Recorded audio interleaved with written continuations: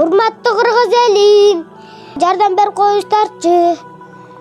Чоңойгондо президент болом. Бардыгына жардам берем. Ассаламу алейкум, урматтуу кыргыз элим, урматтуу мекендештер. Туугандар, биз кайрадан Талас шаарына келип калдык. Эсиңиздерде болсо, буга чейин Талас шаарынан бизге жаш үй бүлө 4 баланын ата-энеси Айдежи Майлик Таксыр бизге жардам сурап кайрылган. Биз келип колдон келген жардамыбызды берип, видеоролик чыгарганбыз. Кече күнү кайрадан Айдежи экөөбүз срочно келбесеңиздер болбойт деп чакырды. Кайрадан Талас шаарына келип калдык. Урматтуу мекендештер, сиздерден сураныч, бирден лайк басып, каналга катталып, ушул видеороликти бөлүшүп коюңуздар. Анан биз азыр эмне себептен бизди чакырды, биз менен болуп туруңуздар, аягына чейин көрөбүз эмне себептен чакырды туугандар. Мен дагы азыр көрүп атасыздар, погода аябай суук, кар туугандар. Ошого карабастан биз дагы срочно чакыргандан себеп келип калдык. Көрөлү эмне себептен чакырыптыр. Ойбой, Айдежи өзү кар көрүп атат туугандар, караңыздар. Ассаламу алейкум. Айдежи. Ассаламу алейкум. Келиңиз. Кандайсыз? Жакшысызбы? Ассаламу алейкум. Жакшысызбы? Денсаулык жакшыбы? Эжекеси, мына микрофонду тагып аласыз, үнүңүз ошондо жакшыраак болот, а? Микрофонду тагып алыңыз. Так. Кандайсыз? Эже, денсаулык жакшыбы? Азырынча жакшы, бираз неме болуп атат. Ооруп, кайра неме болуп атат. Ошо кыйналганына карабай неме кылып атам. Жолдошум өзү төшөктө жатат азыр барып. Ошого срочный чакыргам да мен сиздерге кайрылып. Ошол кече күнү срочно келбесеңиздер болбойт дегендиктен мен дагы мындай суук погодада, тубашууларда кар улуу экен. Ошончо дагы 3 саат болбосо дагы 4 саатка чейин аракет кылып келип калдык. Жакшы келип алыпсыздарбы? Жакшы жетип. Келдик. Жакыныраак тура бериңиз. Эжекеси, жакыныраак туруп сүйлөй бериңиз камерага. Эмне себептен чакырдыңыз? Биз келдик. Не кызмат бизден? Өзү баягы сиздер тартып кеткенден кийин жакшы жардам, элден жардам жакшы түштү. Анан азыр жолдошум төшөктө жатат, ооруп атат. Ошого мен өзүм кыймылдап өзүм неме кылып жүрөм азыр. Анан кийин азыр өзүм дагы, жолдошум дагы, кызым дагы ооруп атат. Анан эгер мен бирдеке болуп кетсе, жолдошум бирдеке болуп кетсе, мен балдарым көчөдө калбасын. Кагалайын кыргыз элим, жардам берип коюңуздар. Ушуларга жардам берип коюңуздар. Сиздерден суранарым ошол. Анан мүмкүн болсо там жагынан жардам берип койсоңуздар, ушу балдарым көчөдө калбасын. Кайрымдуу кыргыз элим ушу орозо айында сиздерге менден болбосо да Алладан кайтат, сиздерге жардам берип койсоңуздар жакшы болот эле. Менин түшүнүшүм боюнча азыр эмне бул жерден чыккыла деп атабы, Ошондой болот. Ошого бул жерден чыгыш керек. Урматтуу кыргыз элим, келиңиздер. Жардам берип койсоңуздар жакшы болот эле. Ыйык Рамазан айында биз деле жөн жүргөн жокпуз. Биз дагы колдон келген жардамыбызды берели деп аракет кылып атабыз. Сиздер дагы келиңиздер. Көп түкүрсөк көл болот. Күч биримдикте. Ушул үй бүлөгө бир үй алып берели. Мекендештер, канчалаган бизде патриот байкелерибиз, эжелерибиз, чыган жигиттерибиз бар.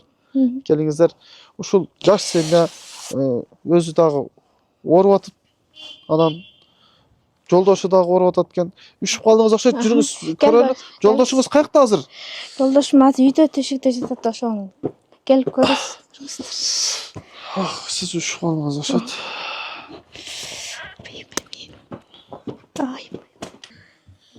Охо. Ассаламу алейкум. Келиңиз. Кандайсыз? Жакшысызбы? Денсаулык жакшыбы? Ассаламу алейкум. Ассаламу алейкум. Ассаламу алейкум. Ой, молодецтер. Келдик. Өзүңүз. Не жакшыбы? Өзүм бутум шишип, жүрөгүм ооруп атыр. Ошо менен бар повтор көрүнгөн жокмун. Биринчи көрүнгөн ошо менен повтор көрүнгөн жокмун. Повтор көрүнгөндө дагы кайра барып жата турган жерим жок. мүмкүнчүлүк болсо дагы жата турган жерим жок. Жанан кийин. Эми кызыңыз кандай? Кыз ден соолук жакшыбы? Жакшы болуп калдыбы? Кызымкы кайра кармап отур. Бул да сурашта көрүнүш керек Iya, Сиз больницага бардыңызбы? Көрүндүңүзбү? Повтор барып көрүнгөн жокмун, биринчи көргөн бойдон. Эмне деп атат? Шаарга, Бишкекке шаарга барыш керек. только шаарга, ана шаарга мүмкүнчүлүк болсо да жата турган жерим жок. Шаарга алып кетсек, даярсыз. Ооба. Эжеке, сиз өзүңүз тааныштырып берсеңиз, сиз ким болосуз? Өзүм тааныштырганда Маликтин тайнеси болом. Мхм. Атасы 2 жашында өлүп калган. Ошондон баштап мен бактым. Карап жүрдүм. Аңгыча апасы да каза болуп кетти. Шартка байланыштуу эртерээк үйлөнтүп койгом. Ал чакал эптеп буттан турса. Келинчеги да оорукчал болуп калды, эпилепсия менен. Ошо коңуңуздардан келген салымыңыздарды ороз айында таандуу болсо экен деп үмүтүбүз зор. Ошо коңуңуздан келген жардамыңыздарды бериңиздер, үйлүү кылып, жайлуу кылып, булар квартирада турушат. Эгерде квартирадан чык деп калса, каяка барышат. Ошого там жагынан жардам берип, салымыңыздарды бериңиздер ороз айында.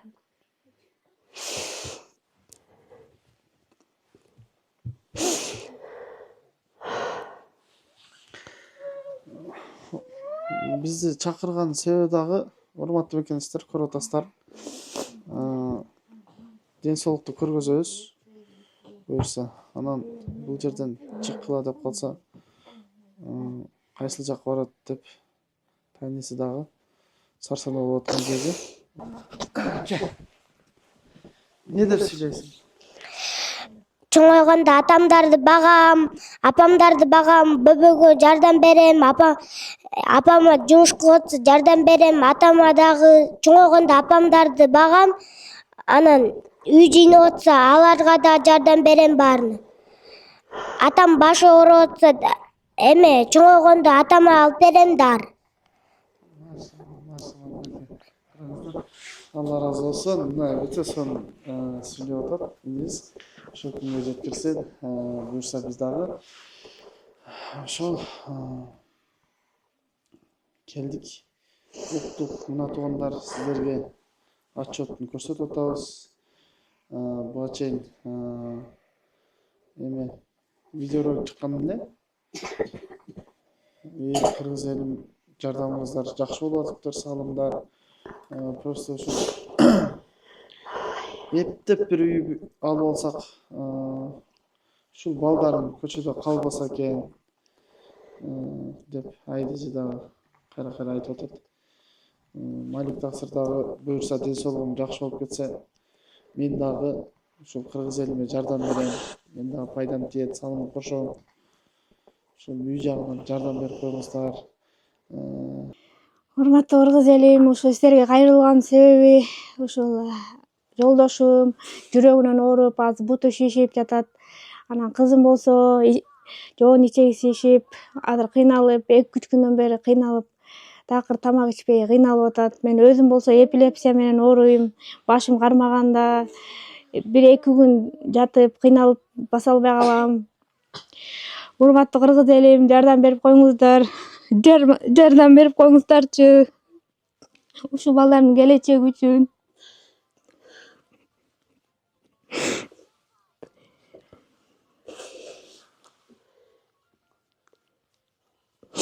Там жагынан болсо да жардам берип коюңуздар. Бишкекке барганда жата турган жерибиз жок. Ыйык Рамазан айында баарыңыздарга бизден болбосо да Алладан кайтат.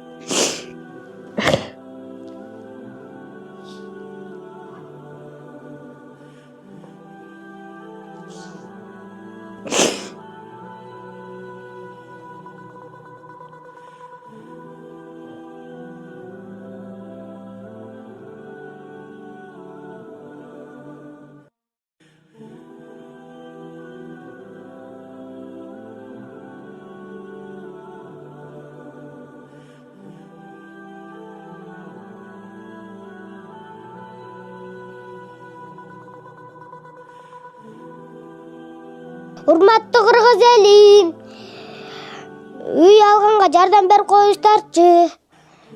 Чоңойгондо президент болом. Бардыгына жардам берем. Мынакей, урматтуу кыргыз элим, бизди чакыруунун себеби бул жакта азыр көрүп атасыздар. Биринчиден ден соолук, экинчиден срочно үйгө муктаж. Таласта там деп кояткан.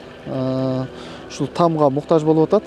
Жаш семья 4 баласы менен бардыгы ооруп, ден соолук ордунда эмес. Урматтуу мекендештер, муну мен эмнени айткым келди? Азыркы ыйык Рамазан. Айтат го, сооп иш менен жарыш дейт. Сооп иш менен талаш дейт да. Ошондуктан келиңиздер, көп түкүрсө көл болот. Күч биримдикте ушул семьяга биригип туруп үйлүү кылып коелу. Алла Таалам ыраазычылыгы үчүн. Баарыбызга соо тиет иншалла. Андыктан Ембак номер калтырып койдум. 1 сомдон болсо дагы туугандар. Айтып атпайбы, көп түкүрсө көл болот деп. Ошол сом менен буюрса чогулуп иншалла үй алып беребиз. Кайдыгер карабастан колдон келген жардамыңыздарды берип коюңуздар туугандар. Анан урматтуу биздин патриот агалар, эжелер, бизнесмендер ушундай үй бүлөнү көрүп туруп, мен ойлойм сиздер дагы жөн эле кайдыгер карап койбостон албетте жардамыңыздарды бересиздер. Анан бизде канчалаган курулуш компаниялар бар. Бир үйлүү кылып койсок, Алланын ыраазычылыгы үчүн өтө сонун иш. Ыйык Рамазан айында өтө чоң соо иш кылган болобуз. Не дейбиз? Лайктан басып таратып коюңуздар. Кудайым буйрса, үйлүү болуп калсын.